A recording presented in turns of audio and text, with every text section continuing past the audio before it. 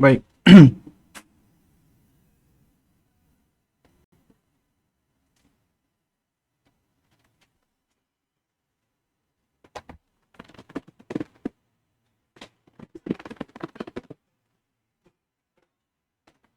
Assalamualaikum warahmatullahi wabarakatuh.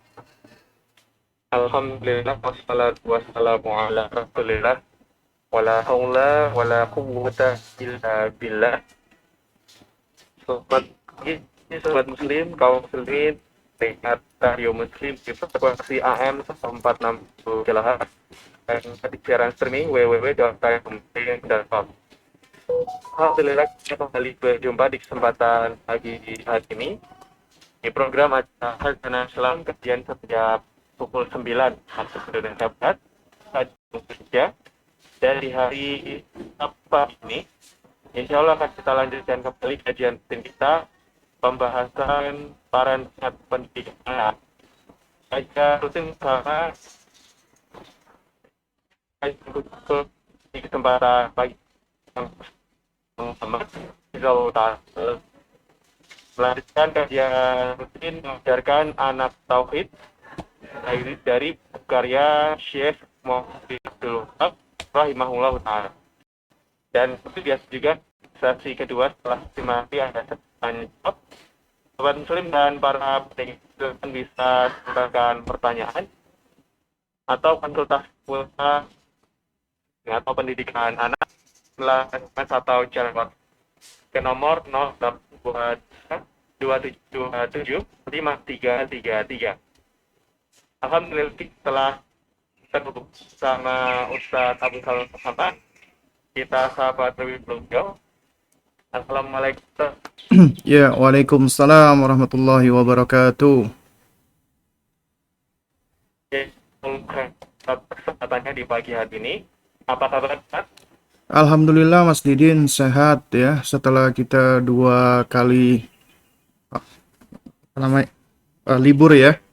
Jadi di pagi hari ini alhamdulillah Ya, Allah mengkaruniakan kesehatan ya. Dan mudah-mudahan Mas Didin, keluarga dan teman-teman juga dalam kondisi yang baik dan sehat ya. amin, Ustadz. Jazakallah khair, Ustadz. Alhamdulillah, sobat, kita bersama Ustadz Muhammad. Ya, lagi insya Allah beliau akan menyampaikan materi pada kita semua. Dan materi yang kita dengar insya Allah tentang Rasulullah SAW dan para sekali lagi mengingatkan buat para pendengar silakan sampaikan pertanyaan yang insya Allah pada melalui nomor 0823 275333. Silakan sampaikan melalui SMS atau WhatsApp.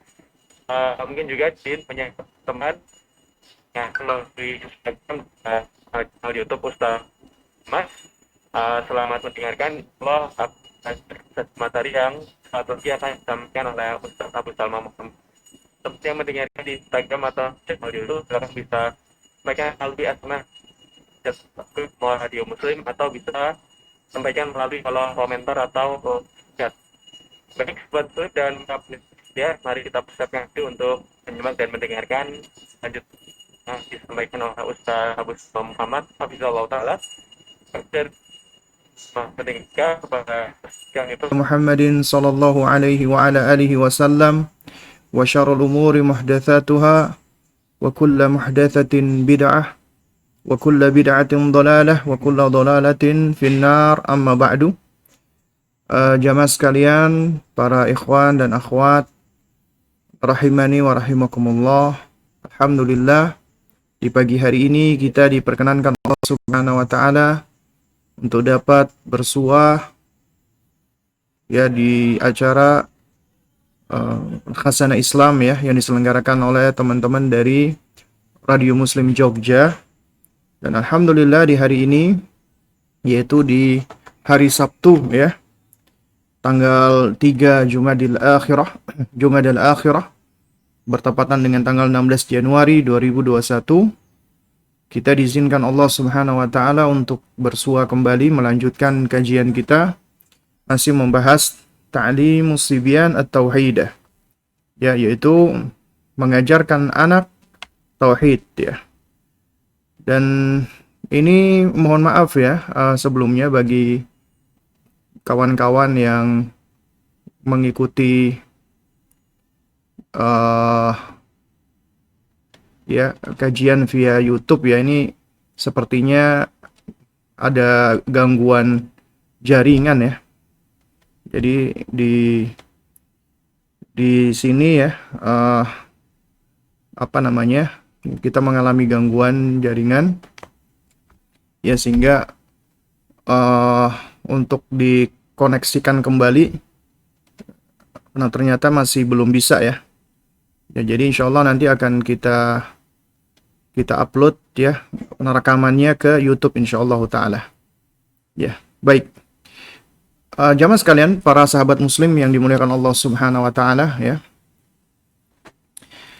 Di kesempatan yang lalu ya, kita telah membahas tentang ya berkenaan dengan Yaumul Ba'ats ya, atau hari kebangkitan. Ya. Dan ini yang kita ajarkan kepada anak-anak kita. Karena ini kaitannya dari pertanyaan yang ke-6, pertanyaan yang terakhir tentang ya wa idza qila laka man nabiyuka. Di sini Syekh atau penulis ya, Syekh Muhammad bin Abdul Wahhab rahimahullahu taala, beliau memberikan penjelasan dan keterangan yang cukup panjang ya. Jadi di antaranya setelah beliau menerangkan tentang Rasulullah sallallahu alaihi wa ala alihi wasallam, lalu kemudian juga berkenaan dengan keutamaan beliau, kelebihan beliau, dan juga tentang sedikit nasab beliau ya, dan hakikat dakwah beliau ya. Lalu kemudian beliau menerangkan tentang ya usulul iman, yang pokok dari keimanan yang dapat menyelamatkan dari kekufuran adalah al-imanu bil ba'tsi, yaitu mengimani hari kebangkitan ya, wan nasy wal jaza wal hisab wal jannah wan nar haqqun ya. Itu yang kita bahas di pertemuan yang lalu ya. Dan insyaallah di sini kita akan melanjutkan ya keterangan dari penulis atau muallif ya. Setelah beliau menerangkan bahwasanya di antara pokok keimanan yang dapat menyelamatkan dari kekufuran adalah mengimani al-ba'ts ya, mengimani hari kebangkitan ya. Jadi mengimani hari ketika manusia nanti dibangkitkan, yaitu yaumul ba'ts, dan juga mengimani yaumun nasyr, ketika manusia dikumpulkan di padang mahsyar, dan mengimani yaumul jaza, yaitu hari ketika semua amalan akan dibalas oleh Allah Subhanahu wa taala, dan yaumul hisab, hari ketika semua amalan akan dihitung. Kemudian baru mengimani surga dan neraka itu benar adanya. Nah, lalu kemudian sebagaimana biasa, Syekhul Islam Muhammad bin Abdul Wahhab rahimahullahu taala, beliau selalu mengiringi dengan dalil. Di sini beliau menyebutkan sejumlah dalil, di antaranya surat Thaha ayat 55. Di mana Allah Subhanahu wa taala berfirman, "Minha khalaqnakum wa fiha nu'idukum wa minha nukhrijukum taratan ukhra." Ini juga sudah kita bahas. Dari bumi atau tanah itulah kami menjadikan kamu, dan kepadanya kami akan mengembalikan kamu. Artinya, ya, kita sejatinya ya asal penciptaan manusia, ya aslul ba'id, karena penciptaan manusia ada dua, aslul ba'id wa aslul qarib.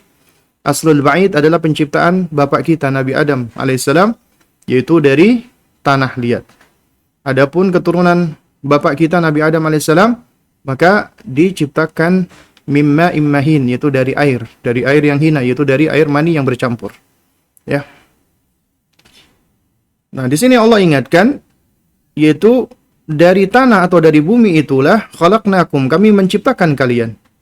Wa fiha nu'idukum, dan kepada tanah tadi kalian akan kembali. Wa minha nukhrijukum, kemudian darinya, dari tanah tadi kami keluarkan kalian, yaitu ketika di hari kiamat nanti. Taratan ukhra, pada kali yang lain. Ya. Juga demikian di dalam surat Ar-Ra'd, ini juga sudah kita bahas kemarin.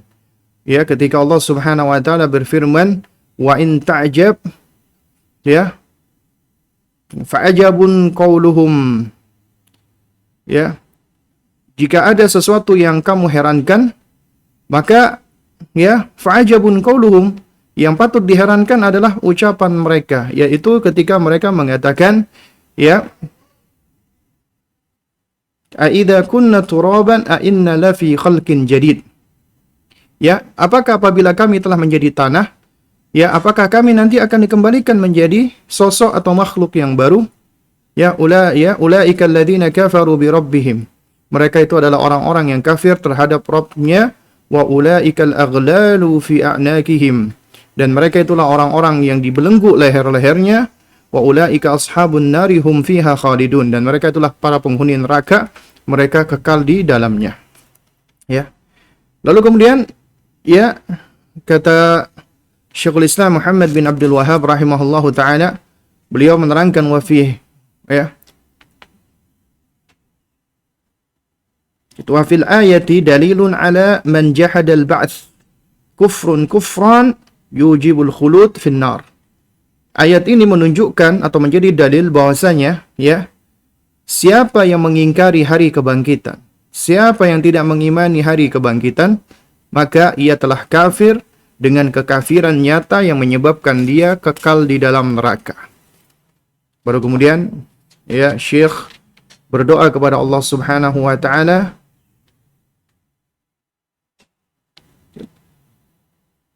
a'adanallahu minal kufri wa a'malil kufri, ya, semoga Allah Subhanahu wa taala melindungi kita dari kekufuran dan amal-amal kekufuran, amal yang dapat menyebabkan kekufuran, ya.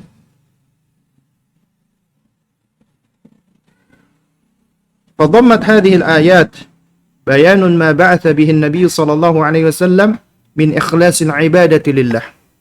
Ya, kata Syekh, ayat-ayat di atas ini mengandung bayan, penjelasan bahwasanya Nabi yang mulia sallallahu alaihi wa ala alihi wasallam itu diutus adalah dalam rangka untuk ikhlasul ibadah, memurnikan ibadah, ya, mengikhlaskan ibadah hanya untuk Allah Subhanahu wa taala, wan nahyi an ibadati ghairillah, dan dalam rangka untuk melarang, ya, mencegah dari peribadatan kepada selain Allah Subhanahu wa taala, ya, wa qasral ibadah 'alal ibadah, dan membatasi ibadah hanyalah untuk ibadah kepada Allah Subhanahu wa taala semata, ya. Jadi inilah tujuan Nabi SAW dan para nabi yang lainnya. Tidak lain dan tidak bukan adalah untuk mengikhlaskan ibadah, melarang dari kesyirikan atau peribadatan kepada selain Allah, dan membatasi ibadah hanya untuk Allah Subhanahu wa taala. Ya, wa hadha dinuhu alladhi, ya, da'an nasa ilaihi. Dan inilah agama beliau yang mana beliau berdakwah mengajak manusia kepada agama ini, yaitu agama tauhid, agama Islam. Hadahum alaihi, ya, dan beliau pun bermujahadah, bersungguh-sungguh alaihi, di atas agama ini, yaitu di atas, ya, agama tauhid ini, di dalam mengajak manusia kepada tauhid. Dia kama qala ta'ala, sebagaimana firman-Nya Allah Azza wa Jalla, wa qatiluhum hatta la takuna fitnah, ya, dan perangilah mereka semua sampai tidak ada lagi fitnah atau tidak ada lagi kesyirikan. Karena makna fitnah di sini kata para ulama adalah kesyirikan, wa yakuna ad-dinu kulluhu lillah, dan agar agama ini seluruhnya adalah milik Allah Subhanahu wa taala. Baik. Lalu kemudian yaitu Syekh Muhammad bin Abdul Wahhab rahimahullahu taala, beliau melanjutkan, wa qad ba'athahu Allah taala ala ra'si 40 sanah. Ya, sungguh Allah Subhanahu wa taala telah mengutus beliau sebagai nabi di awal usia 40 tahun. Dan ini menarik ya jamaah sekalian. Ya, di antara hal yang menarik adalah, ya, ternyata mayoritas para nabi dan rasul itu diberikan nubuwah dan juga risalah oleh Allah Subhanahu wa taala umumnya ketika usia 40 tahun. Karena ini adalah usia ketika manusia sudah matang. Ya, ketika sudah mencapai puncak kematangan dari usianya. Ya, demikian pula Rasulullah Muhammad bin Abdullah sallallahu alaihi wa ala alihi wasallam diutus oleh Allah Azza wa Jalla ala ra'si arba'ina sanah, yaitu di permulaan usia 40 tahun. Ya.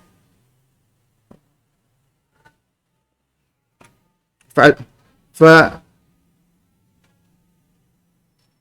da'an nasa ila al-ikhlas. Ya. Beliau mengajak, mendakwai manusia kepada keikhlasan, untuk mengikhlaskan ibadah kepada Allah Subhanahu wa taala. Ya, wa tarki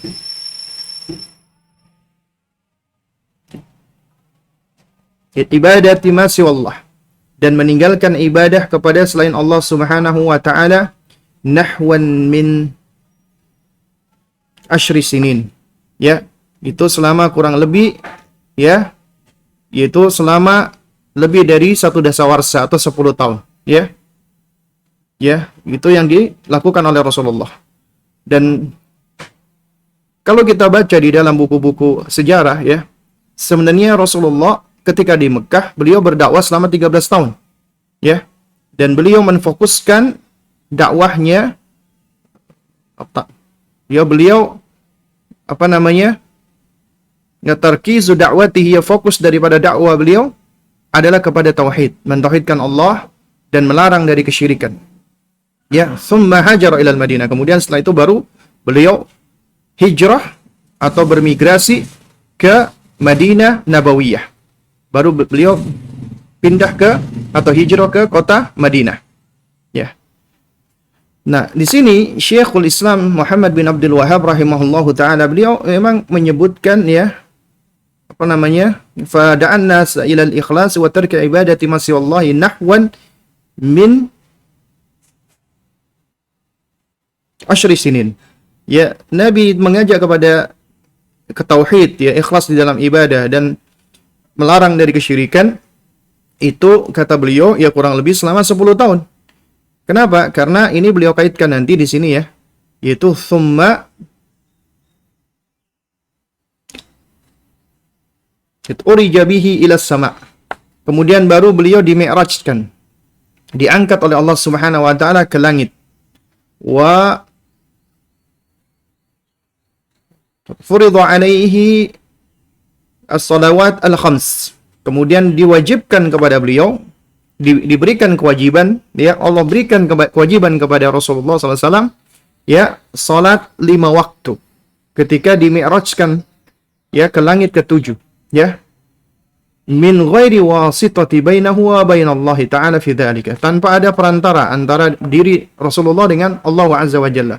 Kalau kita perhatikan, ya, Rasulullah SAW ketika mendapatkan perintah dari Allah, ya, mendapatkan wahyu, itu biasanya melalui perantaraan. Perantaraan siapa?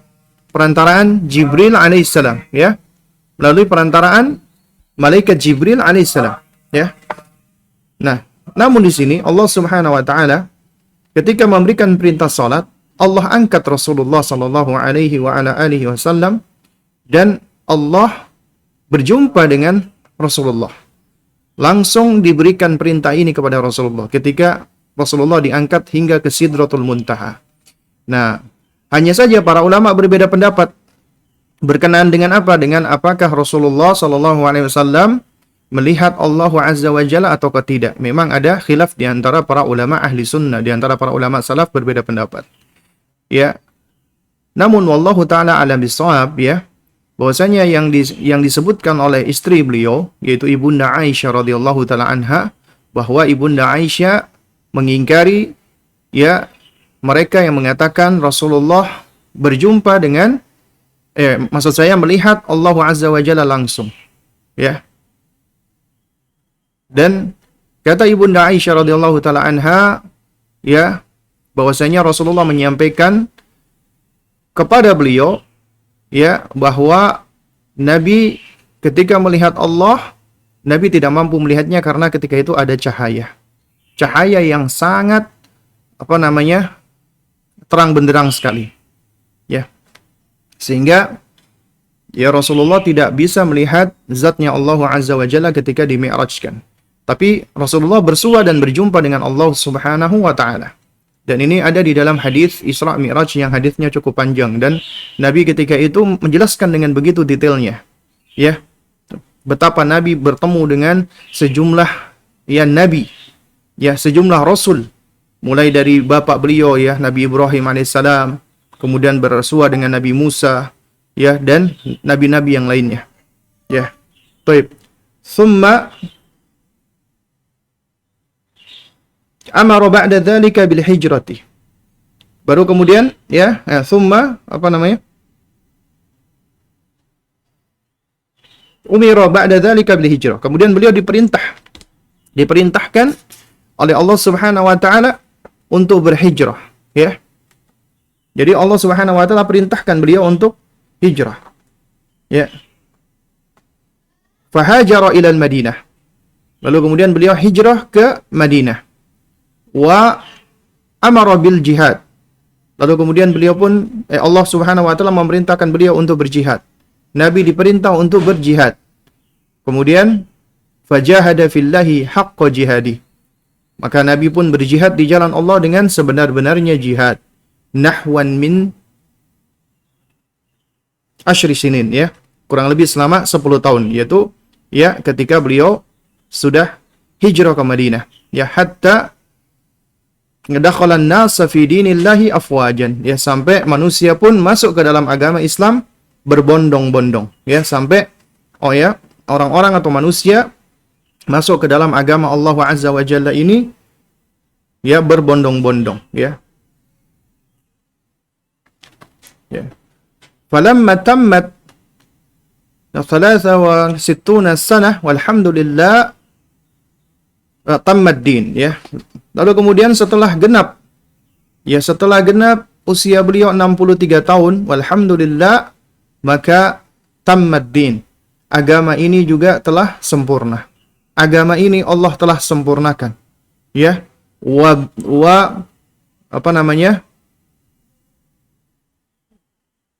Balaghal balagh min ikhbarillahi ta'ala lahu biqabdhihi salawatullah alaihi wasallam. Ya.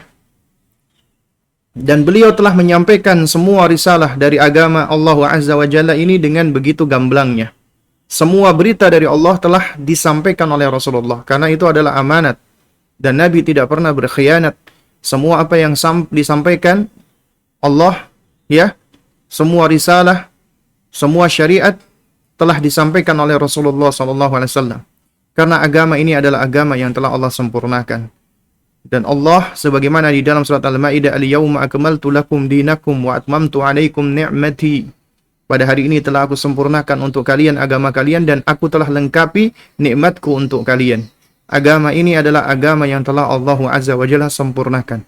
Sehingga agama Islam yang ada saat ini adalah sebagaimana agama yang diajarkan oleh Rasulullah sallallahu alaihi wasallam. Ya. Allah jaga kemurnian dan kesuciannya, ya. Meskipun banyak manusia berusaha untuk mengkontaminasi dan mengotori agama ini, namun akan senantiasa ada mereka yang selalu berpegang dengan sunnah Nabi yang mulia alaihi salatu wassalam, dan mereka selalu menghidupkan sunnah Nabi, mengikuti jalannya para sahabat Nabi, kemudian juga mereka mengikuti jalannya para tabi'in, para tabi'ut tabi'in, dan para ulama-ulama atau imam-imam ad-din, imam-imam agama, ya. Dan mereka senantiasa membela agama ini, menjaga kemurniannya, mendakwakan tauhid, menentang kesyirikan, menghidupkan sunnah, ya, kemudian juga menolak bid'ah, dan mereka akan senantiasa ada sampai hari kiamat kelak.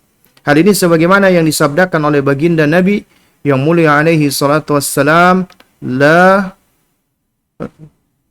tazalu ta'ifatu min ummati zahirina 'alal haqqi la yadhurruhum man khadalahum wala man khalafahum hatta ya'tiya amrullah wa hum 'ala dhalik.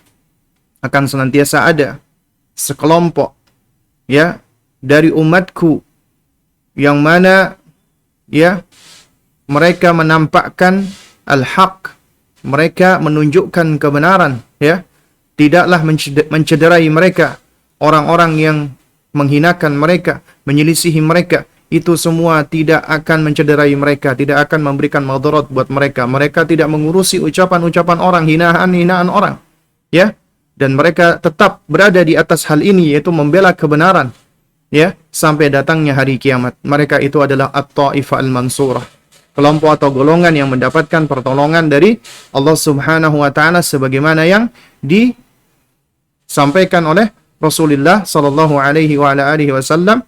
Dan hadisnya ini adalah hadis mutawatir ma'nawi karena banyaknya riwayatnya. Ya. Karena banyak riwayat yang berbicara tentang hadis Taifah al-Mansurah, ya. Baik. Jamaah sekalian yang dimuliakan Allah Subhanahu wa taala, ya. Dari sini kita tahu bahwasanya ya, agama ini adalah agama yang telah sempurna. Bahkan Al-Imam Asy-Syatibi rahimahullahu taala di dalam Al-I'tisam, beliau ketika menukilkan ucapan Imam Darul Hijrah, Imam Malik bin Anas rahimahullahu ta'ala, berkenaan dengan kesempurnaan agama ini. Ya, beliau sampai-sampai mengatakan, "Man ibtada'a fil islami bid'atan yaraha hasanah." Siapa yang membuat-buat, menciptakan, berkreasi, berinovasi, ya, di dalam agama ini, ya, dia mengarang-arang, membuat-buat sesuatu di dalam agama yang tidak ada keterangannya dari Rasulullah sallallahu alaihi wasallam. Ya. Wa yaraha hasana, kemudian dia menganggap kreasinya, inovasinya itu adalah suatu hal yang baik. Dia menganggap perbuatan dia membuat-buat hal-hal yang baru di dalam agama atau kita sebut dengan bid'ah itu adalah sesuatu yang baik. Dia anggap itu sebagai hasanah. Dia klaim itu sebagai bid'ah hasanah. Ya, maka kata Imam Malik ya, faqad za'ama anna Nabiy sallallahu alaihi wasallam khana risalah. Maka sungguh dia telah menuduh Rasulullah sallallahu alaihi wasallam telah mengkhianati risalah. Sungguh dia telah menuduh Nabi berkhianat terhadap risalah. Berkhianat terhadap ya wahyu Allah Subhanahu wa taala yang harus disampaikan semuanya. Dan ini adalah ucapan yang sangat dalam dari Imam Malik bin Anas rahimahullahu taala, ya. Imam Malik mengatakan, siapa yang berbuat bid'ah kemudian dia menganggap baik, maka sungguh dia telah menuduh Nabi telah berkhianat, mengkhianati risalah. Kenapa demikian? Di anna Allah taala yaqul al-yauma akmaltu lakum dinakum, karena Allah berfirman, pada hari ini telah aku sempurnakan untuk kalian agama kalian. Artinya agama ini sudah sempurna, tidak butuh lagi penambahan, modifikasi. Ya. Kemudian tidak butuh dengan yang namanya ya di addendum dan yang semisalnya ya. Karena agama ini adalah syariat dari Allah. Allah telah sempurnakan, tidak butuh lagi ya dengan gubahan-gubahan manusia. Ya, bahkan manusia yang berusaha menggubah syariat, maka mereka telah sesat. Oleh karena itu, ketika Allah berfirman, "Al-yauma akmaltu lakum dinakum," kemudian kata Imam Malik rahimahullahu taala, beliau mengatakan, ya, "Fama lam yakun yauma idzin dina fala yakunu al-yauma dina." Ya. Jadi sesuatu yang di hari ketika ayat ini turun, "Al-yauma akmaltu lakum dinakum," itu bukan termasuk bagian dari agama, tidak menjadi bagian dari agama, agama tidak pernah menerangkannya, agama tidak pernah menunjukkannya, agama tidak pernah menuntunkannya, maka tentunya pada hari ini, yaitu ketika Imam Malik berkata, bukan pula bagian dari agama. Ketika ayat ini turun, agama telah sempurna. Sehingga segala sesuatu yang bukan merupakan bagian dari agama di hari itu, maka tentunya di hari ini juga bukan merupakan bagian dari agama. Kenapa Imam Malik sampai mengatakan dengan begitu tegasnya? Imam Darul Hijrah ini mengatakan, siapa yang berbuat mengada-adakan sesuatu di dalam agama, dia karang-karang, dia berkreasi, dia berinovasi. Di dalam masalah agama ya, di dalam masalah ibadah. Kalau dalam masalah dunia silahkan. Dalam masalah dunia, Nabi mengatakan antum a'malu bi umuri dunyakum. Kalian lebih tahu tentang urusan dunia kalian. Ya. Di dalam masalah urusan dunia, silakan berkreasi, silakan berinovasi asalkan tetap berada di dalam koridor syariat. Karena hukum asalnya al-aslu fil asya al-ibahah. Hukum segala sesuatu ya selain urusan ibadah dan agama itu mubah, boleh. Ya. Hukum asalnya boleh-boleh saja dilakukan.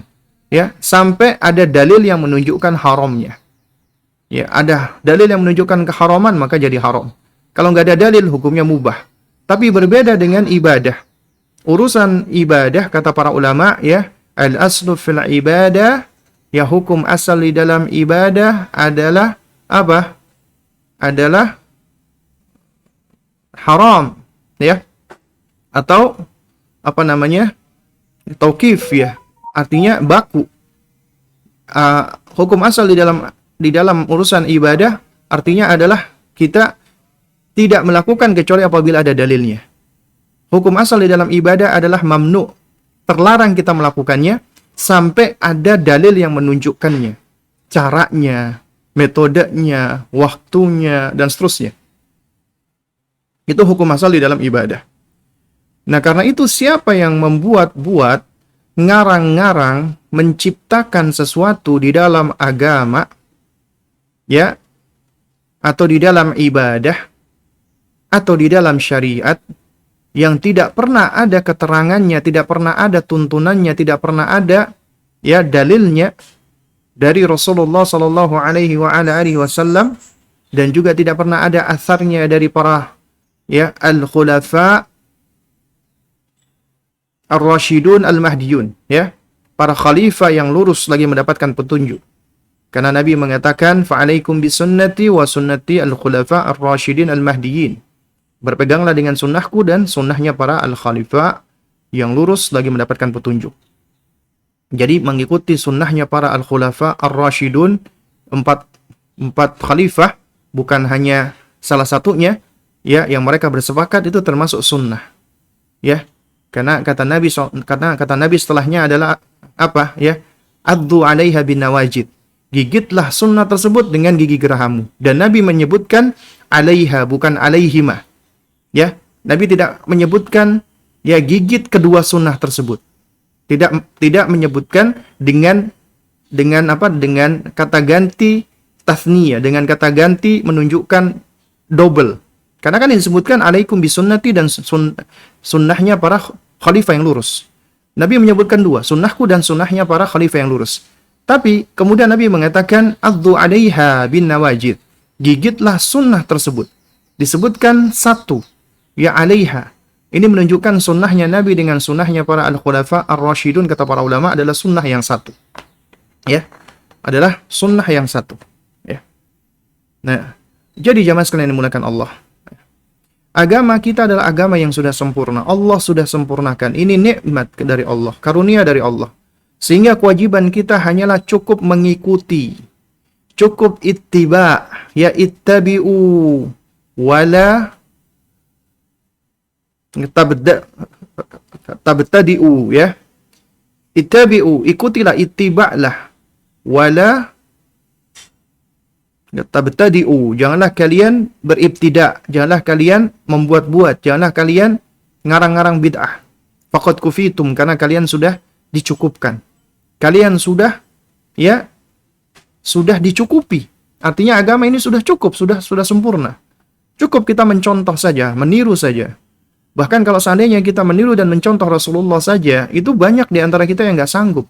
Lantas kenapa kita harus ngarang-ngarang atau mengikuti, ya, hal-hal yang tidak ada tuntunannya dari Rasulullah Sallallahu Alaihi Wasallam? Padahal, ya, konsekuensi dari syahadat ketika kita bersaksi asyhadu anna Muhammadan abduhu wa rasuluh, bahwasanya kita bersaksi Muhammad itu adalah hamba Allah dan utusannya. Ya, ketika kita mengatakan rasuluh, artinya kewajiban kita harus menegakkan haknya beliau, yaitu kita menjadikan beliau sebagai al-matbu', ya, satu-satunya panutan yang benar, ya. La matbu'a bihaqqin illa Muhammad. Tidak ada satu pun panutan contoh yang paling benar kecuali Nabi Muhammad SAW. Artinya nggak ada satupun manusia yang boleh ditiru kecuali Rasulullah. Kecuali hanya satu, Rasulullah. Tapi dikarenakan Rasulullah memerintahkan kita untuk mencontoh murid-murid beliau, para sahabat Nabi, maka kita mengikuti perintah beliau. Ya. Nah, tapi secara asal tidak ada yang layak untuk ditiru dan dicontoh kecuali hanya Rasulullah Muhammad bin Abdullah sallallahu alaihi wa ala alihi wasallam. Dan jamaah sekalian yang dimuliakan Allah Subhanahu wa taala. Ketika Imam Malik mengatakan, ya, "Man ibtada'a fil Islami bid'atan yaraha hasanah faqad za'ama anna Nabiy sallallahu alaihi wasallam khana risalah." Siapa yang membuat bid'ah di dalam agama, kemudian dia anggap itu baik, hasanah, maka sungguh dia telah menuduh Rasulullah telah berkhianat terhadap risalah. Kenapa? Karena tugasnya Rasulullah adalah apa? Balaghur risalah, menyampaikan risalah. Wa addal amanah, dan menunaikan amanat dari Allah. Artinya, ya, syariat, risalah itu diturunkan Allah kepada Rasulullah. Dan semua apa yang Allah turunkan kepada Rasulullah dari risalah, nubuat, dan syariat itu sudah disampaikan semuanya oleh Rasulullah. Artinya tidak ada yang disembunyikan oleh Rasulullah. Disampaikan semuanya oleh beliau sallallahu alaihi wasallam. Makanya ketika agama telah sempurna, artinya semuanya telah diterangkan oleh Rasulullah. Semuanya telah disampaikan oleh Rasulullah. Semua jalan yang dapat menghantarkan hamba ke surga dan menjauhkan hamba dari neraka sudah disampaikan oleh Rasulullah. Semua hal-hal yang berkaitan dengan ibadah, dengan taqarrub kepada Allah Azza wa Jalla sudah disampaikan oleh Rasulullah. Karena itu kewajiban kita adalah ittabi'u, ikutilah, contohlah, teladanilah, wala tabtadi'u, janganlah kalian ngarang-ngarang. Ya. Bahkan Ibunda Aisyah radhiyallahu taala anha, beliau menyampaikan dua hadis yang sahih disebutkan oleh Imam Nawawi di dalam, ya, kitab beliau Arba'in Nawawi. Ya. Yang pertama adalah man amila amalan laisa alaihi amruna fahuwa raddun. Siapa yang beramal, siapa yang mengerjakan suatu amalan, suatu perbuatan, laisa alaihi amruna, enggak ada perintahnya dari kami, enggak ada tuntunannya dari kami, enggak ada keterangannya dari kami, enggak ada dalilnya dari kami, fahuwa raddun, maka tertolak. Siapa yang mengatakan tertolak? Rasulullah. Oleh karena itu mereka yang mengatakan, ya, ketika mereka berbuat bid'ah, ya, kemudian kita katakan ini adalah perbuatan yang mardud, maka syubhat mereka adalah apa? Mereka mengatakan, ya, emangnya ente ini Tuhan? Emangnya ente ini Allah? Sehingga bisa, ya, mengatakan perbuatan ini adalah perbuatan yang tertolak dan yang semisalnya. Ini syubhat mereka. Ya. Jadi ente kayak udah mengambil haknya Allah dengan mengatakan ini perbuatan tidak diterima, ini adalah perbuatan mardud. Ya akhi, ya ikhwah, ya, bahwasanya kita tidaklah mengucapkan ini mardud kecuali kita berangkat dari apa yang dikatakan oleh Rasulullah. Man amila amalan laisa alaihi amruna fahuwa raddun. Siapa yang mengerjakan suatu amalan gak ada keterangannya dari Rasulullah, maka tertolak. Nah sekarang Anda melakukan itu, ada nggak keterangannya? Ada nggak dalilnya? Ada nggak hujahnya? Ada nggak contohnya? Ada nggak teladannya? Itu harus Anda buktikan. Harus Anda tunjukkan. Kalau nggak bisa ditunjukkan, nggak ada dalilnya, maka kita katakan fahuwa raddun. Itu amalan tertolak meskipun Anda ikhlas mengerjakannya. Meskipun Anda melakukannya dengan, ya, penuh keikhlasan. Karena ibadah nggak akan diterima kecuali dengan dua syarat. Ikhlas dan mutaba'ah. Ikhlas karena Allah dan mencontoh Rasulullah sallallahu alaihi wa ala alihi wasallam. Mencontoh Nabi. Karena Nabi diutus oleh Allah untuk dicontoh, untuk ditiru. Ya. Bukan untuk sekedar cuman dijadikan logo, slogan cinta Rasulullah, tapi nggak pernah mengikuti Rasulullah, nggak pernah mencontoh Rasulullah, nggak mengikuti sunnah beliau. Ya. Nabi diutus Allah untuk ditiru dan dicontoh. Jadi ini hadis yang pertama, man amila amalan laisa alaihi amruna fahuwa raddun. Hadis yang kedua juga sama dari Ibunda Aisyah radhiyallahu taala anha adalah man ahdatsa fi amrina hadza ma laisa minhu fahuwa raddun. Siapa yang mengada-adakan, siapa yang berinovasi, siapa yang berkreasi di dalam agama ini sesuatu yang tidak ada tuntunannya, enggak ada perintahnya dari kami, fahuwa raddun, maka tertolak. Kalau yang tadi siapa yang beramal, dan yang kedua, siapa yang mengada-adakan, ngarang-ngarang di dalam masalah agama. Jadi semuanya kena. Yang ngarang tertolak, yang beramal nyontoh amalan yang nggak ada dalilnya dari Rasulullah tertolak. Ya, semuanya tertolak. Bahkan yang ngarang-ngarang ini lebih besar lagi lebih dahsyat lagi dosanya. Kenapa? Karena dia telah mandalla ala syarrin, ya. Siapa yang menunjukkan kepada keburukan, maka baginya dosa sebagaimana dosa mereka yang mencontoh keburukan tersebut. Ya. Jadi dia malah mendapatkan dosa. Kenapa? Karena dia telah menunjukkan jalan kejelekan, ya. Nah juga demikian ya jamaah sekalian yang dimuliakan Allah Subhanahu wa taala. Bahwasanya di dalam hadis Nabi SAW, Nabi pernah mengatakan man sanna sunnatan sayyi'atan kana alaihi wizruha wa wizru man amila biha min ba'dihi ila yaumil qiyamah. Ya, siapa yang mencontohkan perbuatan buruk, siapa yang mencontohkan amalan-amalan yang jelek, yang buruk, dan semua bid'ah itu wa kullu bid'atin dhalalah, kata Nabi SAW. Berarti itu semuanya jelek, buruk. Ya. Jadi siapa yang mencontohkan bid'ah, ya, mengajarkan kebid'ahan, maka kana alaihi wizruha, maka dia akan mendapatkan dosa. Wa wizru man amila biha, dan dosa orang yang mengikutinya. Dosa orang yang mencontohnya min ba'dihi, ya, setelah dia ila yaumil qiyamah, sampai hari kiamat. Karena itu apabila kita tahu ada pahala jariah yang senantiasa mengalir, maka demikian juga ada dosa jariah yang senantiasa mengalir. Bagi mereka yang mengajarkan keburukan, bagi mereka yang mengajarkan kejelekan. Mereka yang mengajarkan dosa, yang mengajarkan kesyirikan kepada umat, kemudian ditiru, maka selama umat itu masih mengikuti, mencontoh kesyirikannya, dia akan mendapatkan terus dosa tersebut. Demikian pula mereka yang mengajarkan kebid'ahan kepada umat, ya, mencontohkan bid'ah kepada umat, maka setiap kali umat itu melakukan kebid'ahan, maka dia pun akan mendapatkan, ya, dosa. Demikian pula orang yang mencontohkan kepada perbuatan maksiat, perbuatan buruk, perbuatan jelek, kemudian dicontoh dan ditiru, maka dia akan mendapatkan terus dosa tersebut.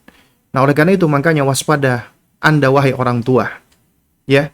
Makanya ketika Nabi mengatakan, ya, ma min mauludin illa yuladu 'alal fitrati fa abawahu yuhawidanihi wa yunassiranihi wa yumajjisanihi. Setiap anak itu dilahirkan berada di atas fitrah, artinya berada di atas iman, Islam, tauhid dan kebaikan. Tapi ternyata yang menyebabkan fitrah ini rusak, siapa sebabnya? Orang tua. Fa abawahu yuhawidanihi wa yunassiranihi wa yumajjisanihi. Kedua orang tuanya menyebabkan dia menjadi Yahudi, Nasrani ataupun Majusi. Oleh karena itu peran dan pengaruh orang tua sangat besar.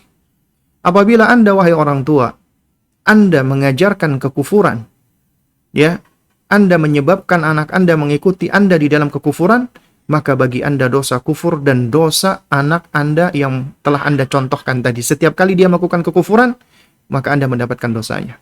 Demikian pula ketika orang tua mengajarkan kesyirikan.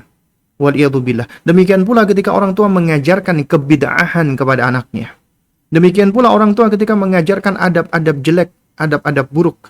Misalnya dusta, bohong, mengumpat, mencerca dan yang semisalnya, ditiru oleh anaknya, maka orang tua akan mendapatkan dosa.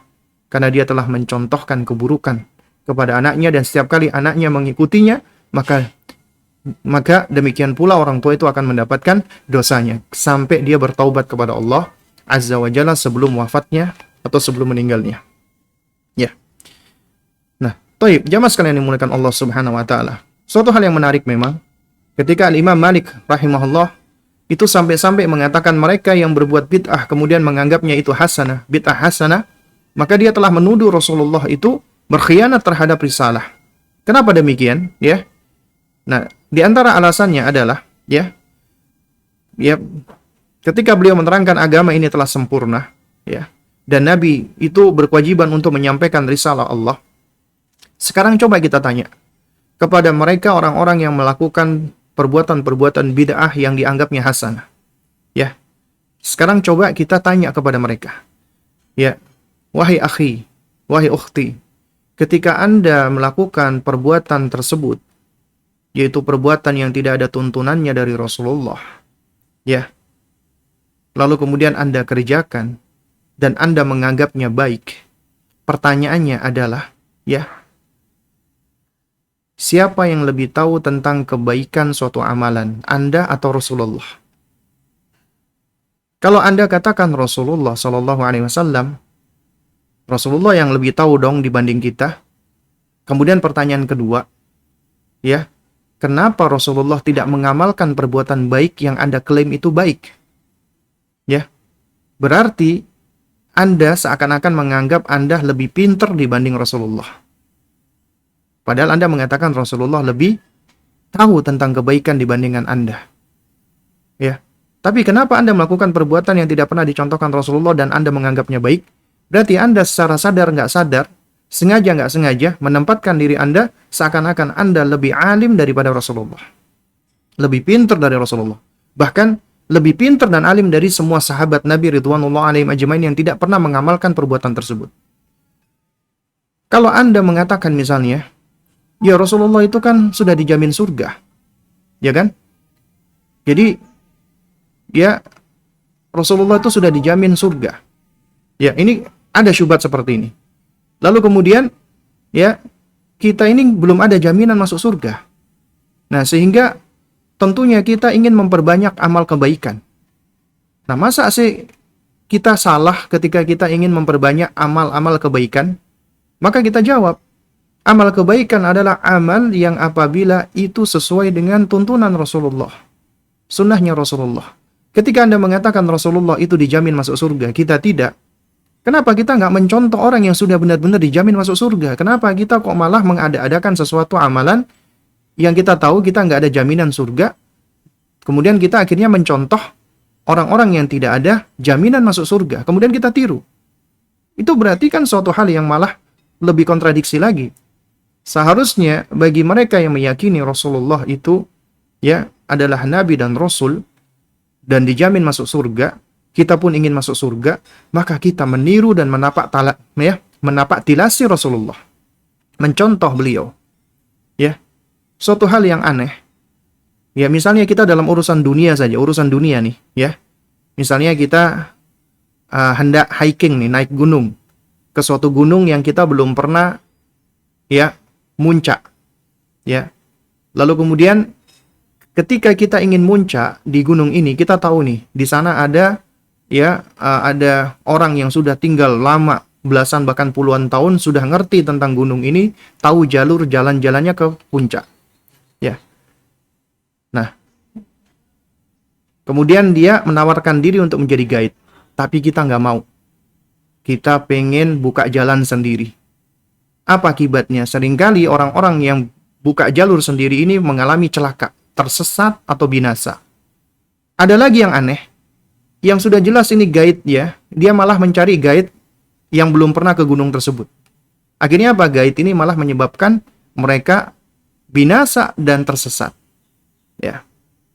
Lalu kenapa orang yang sudah berpengalaman ini, yang sudah tahu jalan menuju kepada puncak gunung ini, itu kenapa nggak kita jadikan guide gitu loh? Ini kita ngomong masalah dunia.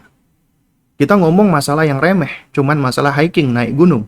Lantas sebagaimana dengan ya jalan menuju ke Allah, jalan menuju keselamatan, jalan menuju ke jannah, yang mana Allah sudah pilihkan manusia, dan Allah sudah ridhoi manusia ini, dan Allah sudah jaminkan surga baginya, yaitu Rasulullah Muhammad bin Abdullah sallallahu alaihi wasallam. Yang seharusnya kita ya apabila mengikuti jalannya, ya meneladani beliau, maka tentunya orang-orang yang mengikuti jalan Rasulullah, insya Allah dia pun akan masuk ke dalam jannahnya Allah Subhanahu wa ta'ala. Dia akan masuk surga. Ya. Seharusnya logikanya seperti ini gitu loh. Nah, namun jamaah sekalian muliakan Allah, apabila kita perhatikan, ternyata mereka, ya mohon maaf, orang-orang yang gemar melakukan amalan-amalan yang tidak ada tuntunannya dari Rasulullah atau amalan-amalan bid'ah, seringkali kita dapati ternyata kebanyakan mereka tujuannya dunia, maslahat dunia. Kita lihat nih, mereka kadang-kadang melakukan amalan-amalan, sholawat 1111 kali, membaca Ya Hayyu Ya Qayyum dan seterusnya, ya, dengan bilangan 999 kali di waktu ini, di jam segini, kemudian pantangan-pantangannya seperti ini. Mereka lakukan itu semua biasanya tujuannya apa? Supaya usahanya lancar, supaya ya mendapatkan ini dan itu, supaya mendapatkan jodoh, supaya tujuannya dunia semuanya. Tujuannya dunia. Dan kita perhatikan ya jamaah, talbisnya iblis. Iblis itu lebih mencintai perbuatan bid'ah daripada maksiat. Ini sebagaimana dikatakan oleh Imam Sufyan Ats-Tsauri. Kenapa demikian? Karena ya, mereka orang-orang yang melakukan bid'ah itu menganggap perbuatannya itu baik dan benar, sehingga mereka sulit untuk bertaubat. Adapun orang yang melakukan maksiat, dia tahu itu perbuatan maksiat, sehingga kemungkinan besar mereka untuk bertaubat sangat besar. Ya, kemungkinan mereka untuk taubat sangat besar. Makanya iblis senang dengan perbuatan-perbuatan bid'ah. Ya, makanya talbisnya syaitan ya kepada umat Islam dalam rangka untuk menyesatkan mereka, diajak kepada bid'ah-bid'ah. Dan yang mana kebanyakan tujuannya ternyata nggak lepas dari tendensi dunia. Dunia yang hina ini. Ya, banyak di antara mereka mau menerima wirid-wirid dan semisalnya, tujuannya dunia. Mendapatkan dunia. Ya. Baik. Jamaah sekalian muliakan Allah Subhanahu wa taala ya. Ya, ini dikarenakan sudah pukul 9.50 ya. Baik. Mungkin di sisa waktu ini kita coba jawab beberapa pertanyaan. Baik, Mas Didin, mungkin sudah ada pertanyaan yang masuk, Mas.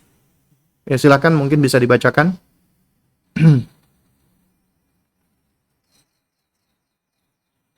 Ya. Ya, Ustaz. Baik, insyaallah. Jazakallah khairan atas penyampaian dari pagi ini.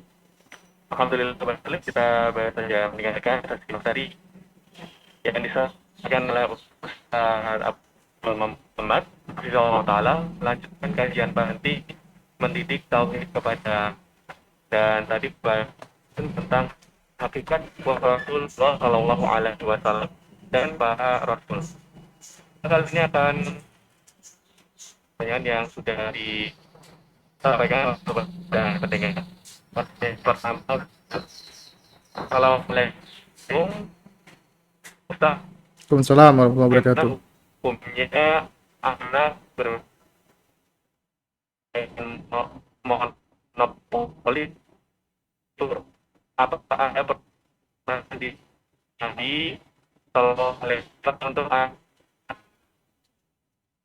Ya, baik, Taib. atau si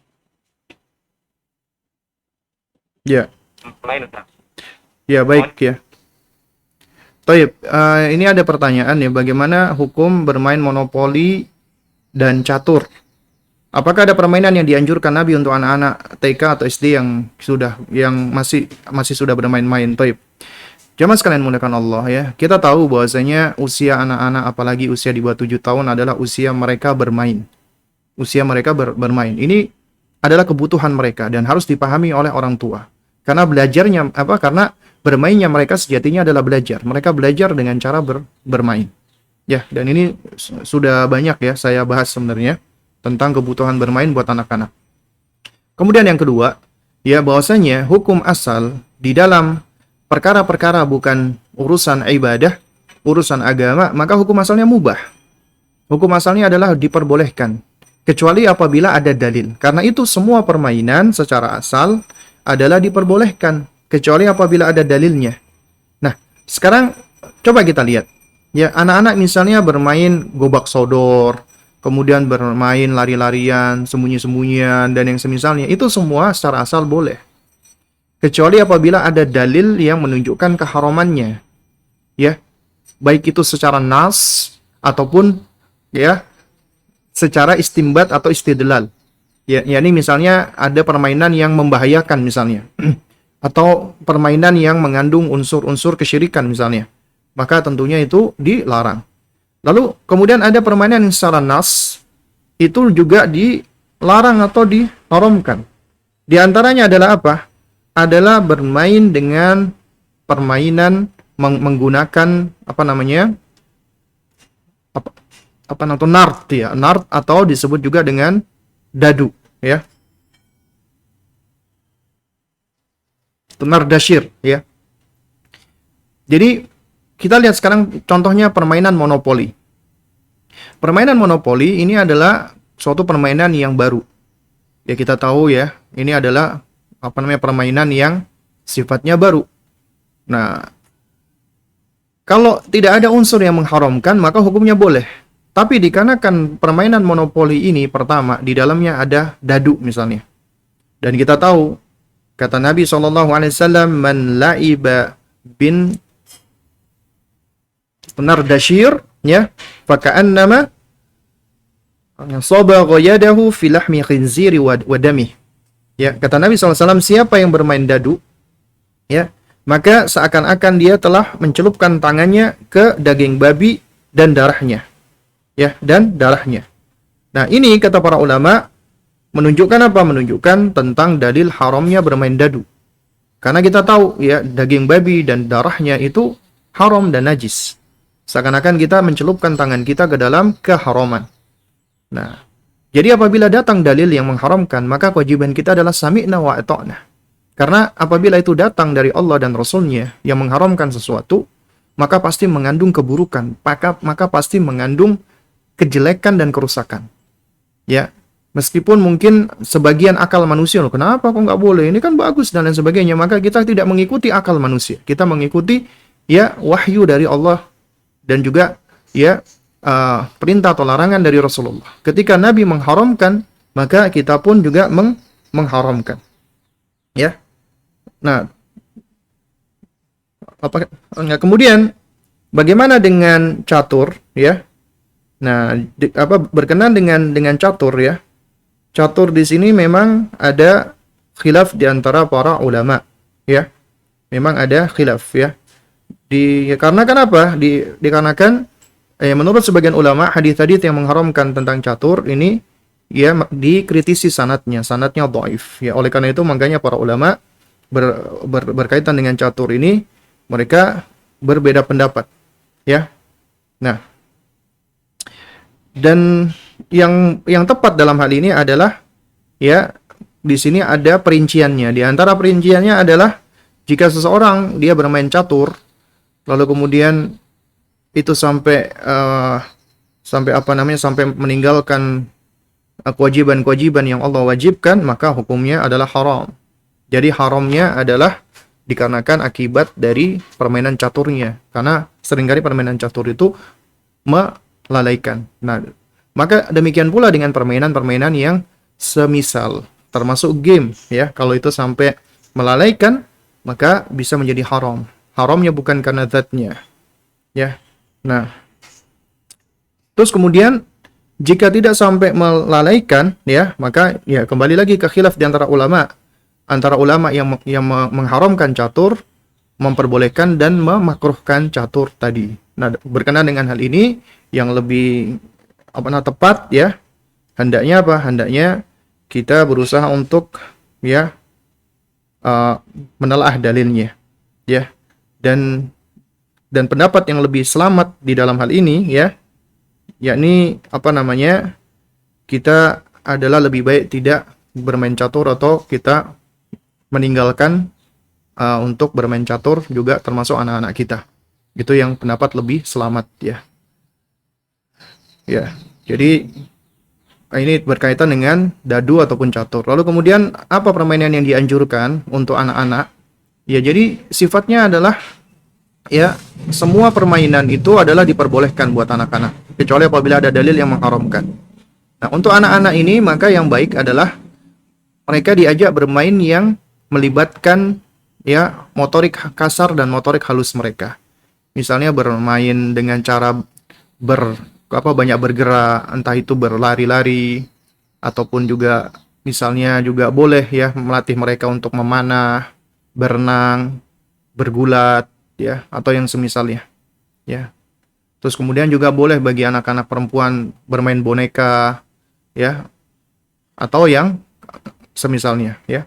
Ini adalah urusannya lapang ya, urusannya adalah urusan yang lapang dan luas. Jadi intinya urusan permainan anak secara asal diperbolehkan sampai ada dalil yang menunjukkan haramnya. Wallahu a'lam bishawab.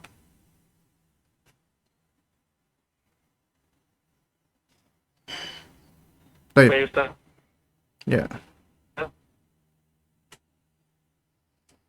Itu ya. Kita akan bacakan satu pertanyaan. Pertanyaan yang selanjutnya, Ustaz mohon pencerahannya di kampung saya mengadakan perkumpulan Islam tahlil dalam dan khatan Al-Quran baca berjanji dengan apa dilakukan apakah terus atau bagaimana kita menyikapinya. Mohon penjelasannya Ustaz. Toyib ya. Jazakallah khair wa barakallahu fik ya.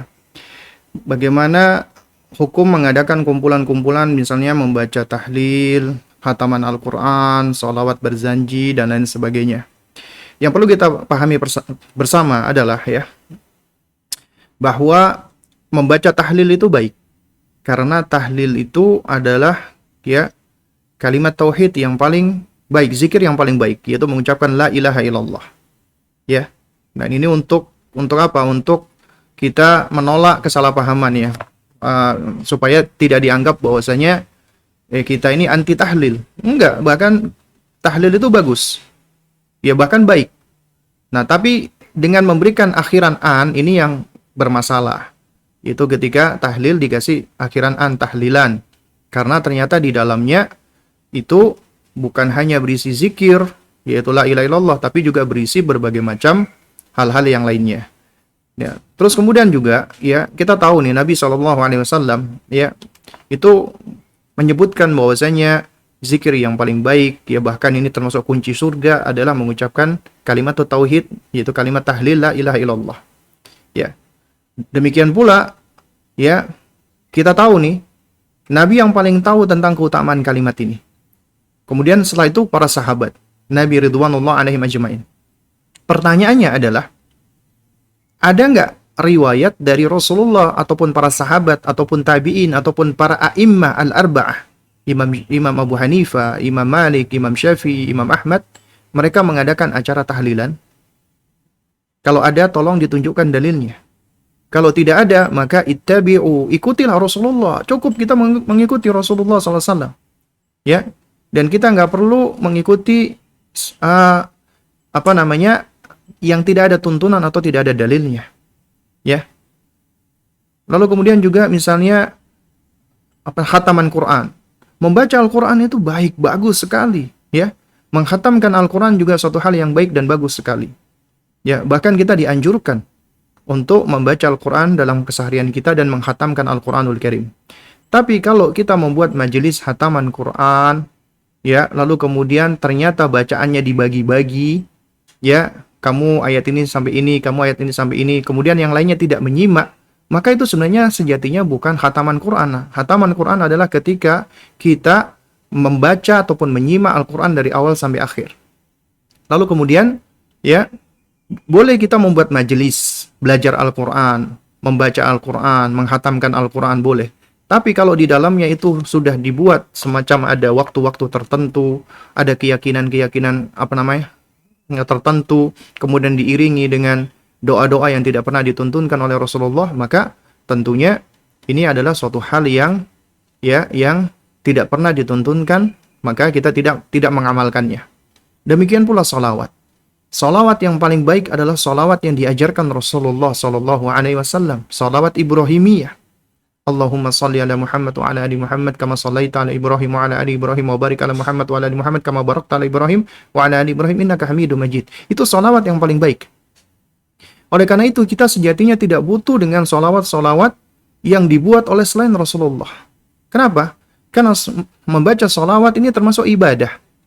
Maka kita mencukupkan dengan apa yang datang dari Rasulullah. Karena Rasulullah yang paling tahu tentang apa yang paling baik, pujian yang paling baik untuk diri beliau. Ya, meskipun manusia yang lainnya mengatakan ini adalah pujian untuk Rasulullah dan semisalnya, kadang-kadang seringkali kita dapati pujian itu berlebihan. Ya, berlebihan, gulu, bahkan memberikan sifat-sifat kepada Rasulullah tidak semestinya, yang Rasulullah pun akan berlepas diri dari pujian-pujian tersebut. Seperti misalnya dikatakan Rasulullah mengetahui ya perkara-perkara gaib. Rasulullah mengetahui ilmu Lauhil Mahfuz dan yang semisalnya, padahal itu adalah untuk Allah. Ini adalah sudah termasuk hal-hal yang berlebihan ataupun gulu. Nah, karena itu salawat baik, kita dianjurkan memperbanyak salawat. Ya, ketika nama Nabi disebutkan, kita salawat. Minimal kita ucapkan Allahumma salli ala Muhammad wa ala ali Muhammad kama sallaita ala Ibrahim wa ala ali Ibrahim, atau minimal kita ucapkan Allahumma salli ala Muhammad, atau kita ucapkan sallallahu alaihi wa ala alihi wasallam. Ya, itu sebenarnya sudah cukup. Dan kita boleh bersolawat kapan saja, anytime. Apalagi ketika kita mau berdoa, kita bertahmid dan kita bersolawat, maka ini diantara sebab doa kita dikabulkan. Tapi kalau kita bikin ya dengan acara berkumpul-kumpul, kemudian kita bikin dengan membaca solawat-solawat tertentu yang mana itu bukan Rasulullah yang bikin, bukan Rasulullah yang mengajarkan, maka tentunya kita tidak mengamalkan hal-hal seperti itu, karena ini suatu hal yang tidak ada tuntunannya dari Rasulullah. Dan kita meyakini ucapan Nabi, ya ma ahdatsa fi amrina hadza ma laisa minhu fahuwa raddun, atau man amila amalan laisa alaihi amruna fahuwa raddun. Siapa yang buat atau mengamalkan suatu amalan tidak ada tuntunannya dari Rasulullah, percuma, sia-sia. Ya. Jadi sia-sia, ya. Juga di dalam hadis Nabi yang lain, ya, hadis ya tentang misalnya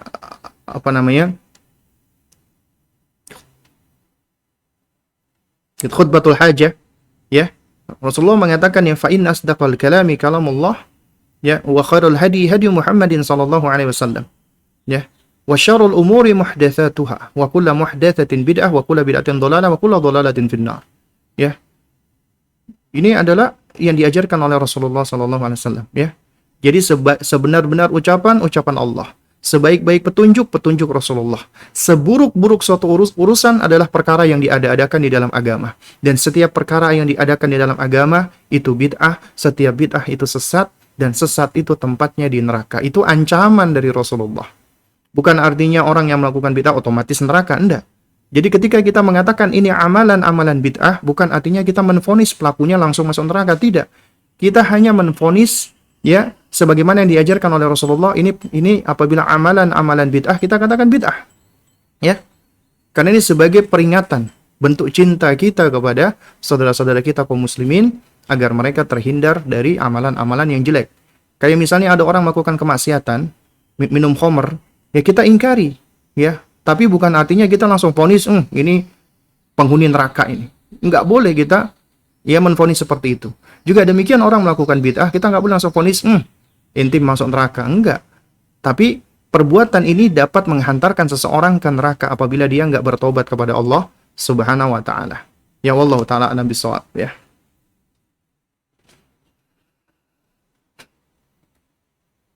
Baik Ustaz, jazakallahu khairan untuk penjelasan saya. Dan itu adalah pertanyaan kita di pagi hari ini. Sekali